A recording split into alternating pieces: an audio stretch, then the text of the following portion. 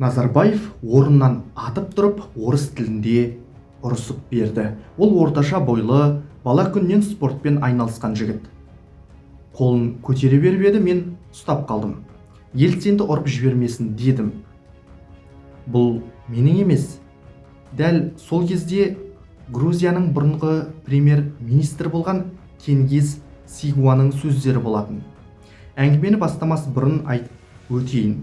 Өз алдына енді ғана тәуелсіз ел болып айналасына қарай бастаған Орта Азия елдерінің президенттері әлі күнге дейін арада 30 жылға жуық уақыт өтсе де, тәуелсіз елді басқарып отырса да, Ресейге қарап жалтақтайтыны жасыратын жағдай емес.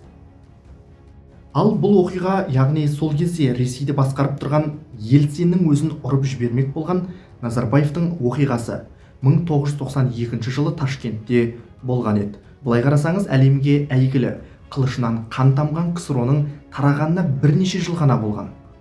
Өте сақтықпен қимылдайтын, әрбір қадамын аңдап басатын әккі саясаткер Назарбаев не себепті мұндай қадамға барды деп ойлайсыз? Жаңа ғана билікке келіп, тәуелсіз елдің басшысы болудың дәмін енді ғана тата бастаған Назарбаевқа Ельцинді ұрудың не керегі болды? Оны комментарийге жаза отырыңыз, ал енді біз сол оқиға қалай болғандығы туралы, оны нақты айту үшін сол үстел басында бірге отырған Грузияның сол кездегі премьері Тенгиз Сигуаның естелігін оқып берейін. Бірде бір оқиға болды. 1992 жыл Ташкентте өткен ТМД саммиті мені шақырды. Ол кезде Грузия ТМД елдерінің мүшесі емес еді. Алайда мені кеңес үкіметі кезіндегі сұрақтар бойынша шақырды. Жиын біткен соң әдеттегідей мейрамханаға бардық. Бәрі отыр. Делегация басшылары сәл жоғары отырды. Ортада Ресей патшасы. Бір жағында Назарбаев отыр, содан кейін мен, Петросян, Армения және басқалары. Қарсы бетте марқұм Каримов пен Ресей премьері Гайдар отыр. Ұлттық киімдегі қыздар ас әкелді, биледі. Мен Ельциннің үлкен стаканмен ішіп отырғанын көрдім. Жарты сағат өткен соң тағы да қыздар келіп биледі. Осы кезде ол орнынан тұрып, ірі еді, ағаш қасықпен президенттердің басынан ұра бастады. Кезекпен келе жатыр. Бір жағында Назарбаев, бір жағында Каримов отыр.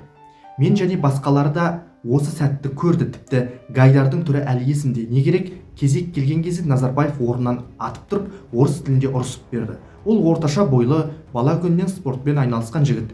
Қолын көтере беріп еді, мен ұстап қалдым. Ельцинді ұрып жібермесін дедім. Осы кезде Коржаковтың адамдар ішке кіріп келді. Назарбаев та мінезді көрсететін жерде көрсете білген екен ғой. Сонда алды артын үнемі есептеп жүретін Назарбаев та саясатты ысырып қойып, нағыз ерлерше қарсыласуды дұрыс санаған болуы мүмкін. Мұның жағымпаздыққа ешқандай қатысы жоқ.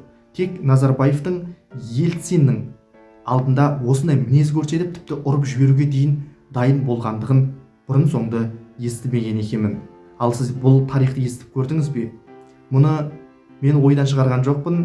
Оны өз көзімен көрген, сол жерде бір үстел басында отырған бұрынғы Грузияның премьер-министрінің өзі естелігінде жазып қалдырған.